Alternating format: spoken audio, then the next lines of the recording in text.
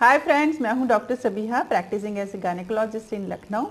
आज की वीडियो में बात करेंगे बहुत ही कॉमन टॉपिक, प्रेगनेंसी में थकावट का होना या फटीग का होना या लेथार्जीनेस का महसूस होना। फ्रेंड्स, देखा जाए तो ये कोई बीमारी नहीं है, लेकिन जिन लोगों को इस तरह की समस्या का सामना करना पड़ता है वो काफ़ी हद तक इस चीज़ को लेकर परेशान हो जाते हैं, क्योंकि डॉक्टर्स द्वारा इसके लिए प्रेस्क्राइब्ड कुछ मेडिसिन नहीं होती हैं, बल्कि कुछ स्पेशल टिप्स एंड ट्रिक्स को अपना के काफ़ी हद तक हम इस प्रॉब्लम को कोप अप कर सकते हैं। सो फ्रेंड्स, अगर अभी तक आपने मेरे चैनल को सब्सक्राइब नहीं किया है तो रिक्वेस्ट है कि चैनल को सब्सक्राइब करें और वीडियो अगर अच्छी लगे तो उसे लाइक करना ना भूलें। सो फ्रेंड्स, यूजुअली देखा जाता है कि जैसे ही प्रेगनेंसी किसी महिला की स्टार्ट होती है तो उसकी पहली तिमाही, दूसरी तिमाही और 3 तिमाही यानी 3 तिमाहियों में प्रेगनेंसी को हम डिवाइड करते हैं। तो लिथार्जीनेस या फिर लैक ऑफ एनर्जी की जो समस्या है वो यूजुअली पहली तिमाही में और आखिरी तिमाही में ही देखने को मिलती है। हमारे पास जो पेशेंट्स आते हैं वो इन्हीं समय में इस समस्या को लेकर आते हैं। यूजुअली इस समस्या को कुछ टिप्स के द्वारा हम इजीली कोप अप कर सकते हैं। आइए फ्रेंड्स, जान लेते हैं सबसे पहले कि ये लिथार्जीनेस की समस्या क्यों होती है। जिस तरह हम सबको पता है कि प्रेगनेंसी में एक महिला के शरीर में काफ़ी हद तक हार्मोनल चेंजेस होते हैं। कुछ हार्मोन्स का लेवल बहुत हाई लेवल तक ऊपर हो जाता है, जिस तरह की प्रोजेस्टेरोन वगैरह, और कुछ हार्मोन्स काफ़ी हद तक कम हो जाते हैं। इसके अलावा हमारी बॉडी में क्योंकि न्यू ह्यूमन क्रिएशन को बनाने में हमारी बॉडी वर्कआउट कर रही होती है, उसकी वजह से भी काफ़ी हद तक लिथार्जीनेस की समस्या पेशेंट्स को सामने आती है और वो इस तरह की समस्या का सामना करते हैं। साथ साथ फ्रेंड्स, जैसे हमने बात की हार्मोनल चेंजेस की, हार्मोनल चेंजेस होने के साथ साथ ही कुछ पेशेंट्स के अंदर हार्मोनल चेंज की वजह से भी और एंजाइटी की वजह से भी स्ट्रेस होती है। स्ट्रेस किसी भी तरीके का होता है। मेंटल स्ट्रेस भी कुछ पेशेंट्स को हो सकता है, इमोशनल स्ट्रेस भी पेशेंट्स को होता है, जिसकी वजह से वो यदि दिन भर इस बारे में सोचते रहें या इस चीज़ को अपने ऊपर हावी कर लें, स्ट्रेस को, तो भी लिथार्जीनेस की समस्या काफ़ी हद तक सामने आती है और पेशेंट इससे काफ़ी हद तक परेशान रहता है।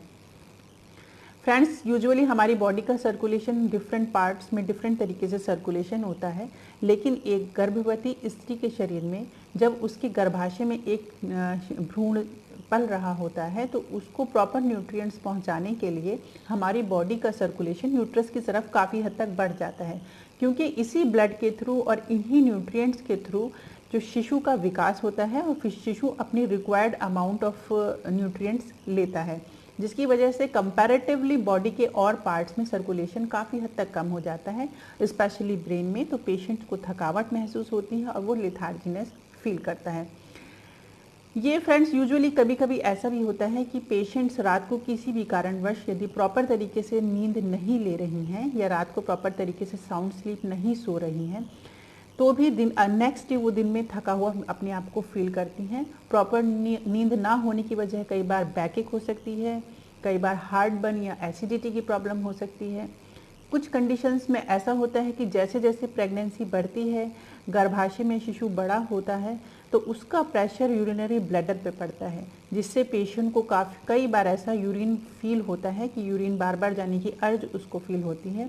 तो अगर इंक्रीज विजिट ऑफ टॉयलेट होते हैं तो पेशेंट प्रॉपर तरीके से नहीं सो पाता और नेगेटिव लेथार्जी फील करता है। कई बार पेशेंट्स को ऐसा भी देखने को मिलता है कि टमी बड़ी हो जाने की वजह से वो एक प्रॉपर तरीके पोजीशन पे नहीं लेट पाता है, या उसको इस चीज़ की ज्ञान नहीं होता कि किस वजह से किस पोजीशन में हमें सोना चाहिए, तो भी पेशेंट काफ़ी हद तक इस समस्या का समाधान नहीं ढूंढ पाता है। वह प्रॉपर तरीके से नींद नहीं ले पाता और अगले दिन उसको लेथार्जीनेस फील होती है। इसके साथ साथ ही फ्रेंड्स, ये भी देखा गया है कि कुछ पेशेंट्स को एनीमिया की कंडीशन प्रॉब्लम होती है। एनीमिया यूजुअली प्रेगनेंसी में आयरन डेफिशिएंसी एनीमिया होता है, यानी कि हमारे ब्लड में, खून में हीमोग्लोबिन नाम का एक तत्व पाया जाता है जो कि हमारी आरबीसीज में मौजूद होता है, और ये हमारे शरीर के डिफरेंट अंगों में ऑक्सीजन को ले जाने का काम करता है। इसी हीमोग्लोबिन की सहायता से हमारा शिशु जो गर्भाशय में पल रहा होता है उसको भी ऑक्सीजन मिलती है। यदि किसी पेशेंट के शरीर में हीमोग्लोबिन की कमी हो जाती है और स्पेशली आयरन डेफिशिएंसी एनीमिया हो जाता है, तो उसको प्रॉपर ऑक्सीजन ब्रेन में या डिफरेंट पार्ट्स में नहीं पहुंच पाती, जिससे वो अपने आप को थका थका फील करता है, लेथार्जी फील करता है। पेशेंट को हमेशा ये लगता है कि मैं लेटा रहूं, किसी काम में मन नहीं लगता। इसकी वजह से भी ये समस्या काफ़ी हद तक सामने आती है। फ्रेंड्स, एनीमिया के ऊपर हमने एक डिटेल्ड वीडियो बनाई है। यदि आपको इसके कारण के बारे में जानना है, ये क्यों होता है, इसके क्या लक्षण होते हैं, इसका क्या उपाय है, इसकी डिटेल्ड वीडियो जानने के लिए आप डिस्क्रिप्शन बॉक्स चेक कर सकते हैं। इसमें हम लिंक देंगे और वहाँ क्लिक करके आप इसके बारे में संपूर्ण जानकारी प्राप्त कर सकते हैं।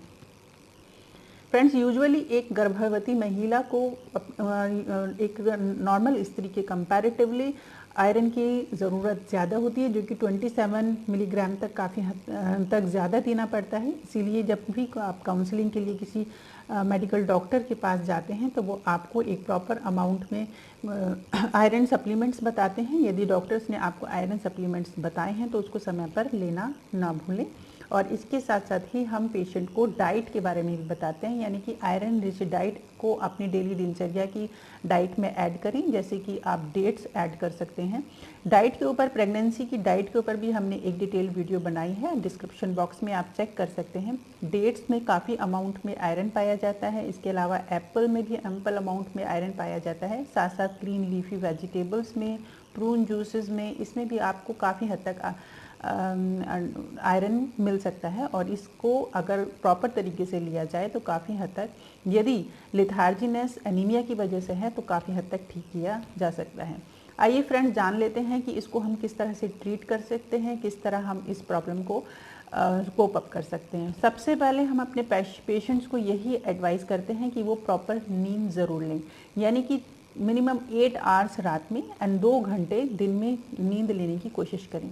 यदि किसी कारणवश पेशेंट लगातार 2 घंटे दिन में नहीं सो पाते हैं तो वो कैट नैप्स, यानी कि कुछ समय के अंतराल पे थोड़ी थोड़ी देर के लिए नैप्स ले सकते हैं और अपने आप को फ्रेश फील कर सकते हैं। इसके साथ ही नेक्स्ट हम पेशेंट को ये भी बताते हैं कि वो अपनी डेली दिनचर्या में वॉकिंग ज़रूर ऐड करें, क्योंकि वॉकिंग करने से बॉडी का सर्कुलेशन काफ़ी हद तक मेंटेन रहता है। बॉडी के प्रॉपर हर पार्ट में प्रॉपर तरीके से सर्कुलेशन जाता है और थकान काफ़ी हद तक कम हो जाती है। पेशेंट अपने आप को फ्रेश फील करता है। पेशेंट को हम ये भी एडवाइस करते हैं कि अपना डिनर सोने से तकरीबन 2 से 3 घंटे पहले तक फिनिश कर लें, ताकि आपका डाइजेशन प्रॉपर तरीके से हो सके। डिनर बहुत हैवी ना लें, स्पाइसी ना लें, ऑयली ना लें, ताकि हार्ट बर्न की प्रॉब्लम ना हो। यदि इसके बावजूद भी हार्ट बर्न की प्रॉब्लम होती है तो आप अपने डॉक्टर से कुछ एंटासिड्स प्रेस्क्राइब करवा सकते हैं, जो कि आप डिनर टाइम पे, बेड टाइम पे लेकर अपनी नींद को पूरा कर सकते हैं। जिन लोगों को, इसीलिए हम पेशेंट को ये बताते हैं, जिन लोगों को बार बार यूरिन जाने की समस्या का सामना करना पड़ता है तो वो रात में कोशिश करें कि सोने से 2 से 3 घंटे पहले कोई भी किसी भी तरह का लिक्विड जैसे कि पानी, दूध, चाय वगैरह ना लें।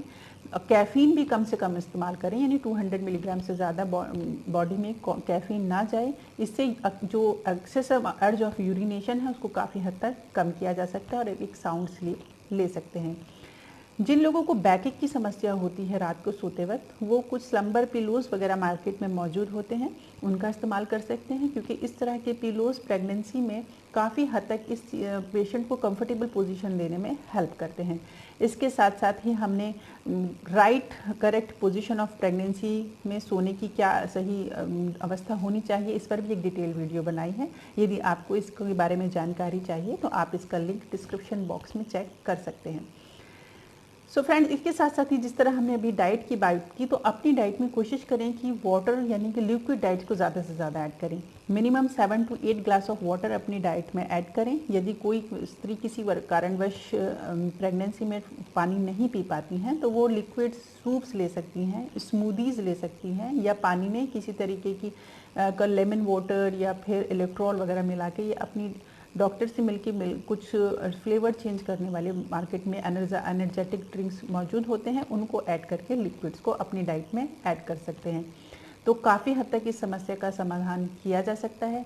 लेग क्रैम्प्स की प्रॉब्लम्स जहाँ तक होती है तो हम पेशेंट्स को बताते हैं कि वो अपने नी लेवल से लेकर एंकल लेवल तक 2 to 3 इंच अपना फुट एंड रेस्ट करके सोएं, ताकि सर्कुलेशन बॉडी का मेंटेन रहे। और लेग क्रैम्प्स की समस्या में ये टिप बहुत ही कारगर उपाय है। इसके साथ साथ कभी कभी ऐसा देखा गया है कि पेशेंट को विटामिन के, विटामिन डी एंड कैल्शियम की कमी से भी लेग क्रैम्प्स होते हैं। तो विटामिन के को आप डाइट के द्वारा, जैसे कि banana, kiwi, potato, green leafy vegetables, इनका इंटेक करके विटामिन के की कमी को पूरा कर सकते हैं। विटामिन डी आप विंटर्स में सन बाथ के थ्रू या फिर डॉक्टर से विटामिन डी के कैप्सूल्स, मेडिसिन या सिरप्स प्रेस्क्राइब करवाकर इसकी कमी को दूर कर सकते हैं। हर पेशेंट को डॉक्टर्स दूसरी तिमाही के शुरू से लेकर गर्भाशय जब तक आपकी प्रेगनेंसी कंप्लीट होती है तब तक कैल्शियम का एक एम्पर अमाउंट डॉक्टर्स प्रेस्क्राइब करते हैं, उसको टाइम से लेना ना भूलें। तो लेग क्रैम्प्स में समस्या को काफ़ी हद तक इसको कोप अप किया जा सकता है। इसके साथ साथ ही हम पेशेंट को ये भी एडवाइस करते हैं कि वो अपनी लेग्स की स्ट्रेचिंग एक्सरसाइज भी कर सकती हैं।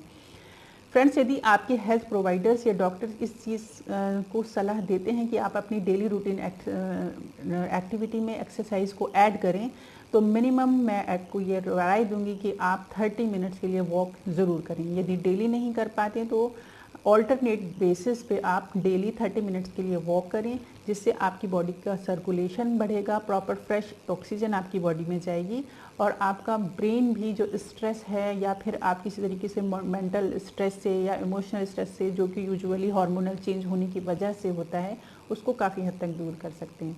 सो फ्रेंड्स, ये थी मेरे द्वारा दी गई फटीग के ऊपर जानकारी। यदि आपको इन्फॉर्मेशन अच्छी लगी हो तो अपने फ्रेंड्स फैमिली में शेयर करना ना भूलें। मेरी द्वारा बनाई गई और वीडियोस की जानकारी लेने के लिए ऊपर आई बटन को दबाना ना भूलें। वीडियो को लाइक करें, चैनल को सब्सक्राइब करें। मिलती हूँ कुछ ऐसी ही इम्पोर्टेंट जानकारी के साथ नेक्स्ट वीडियो में। तब तक के लिए बाय।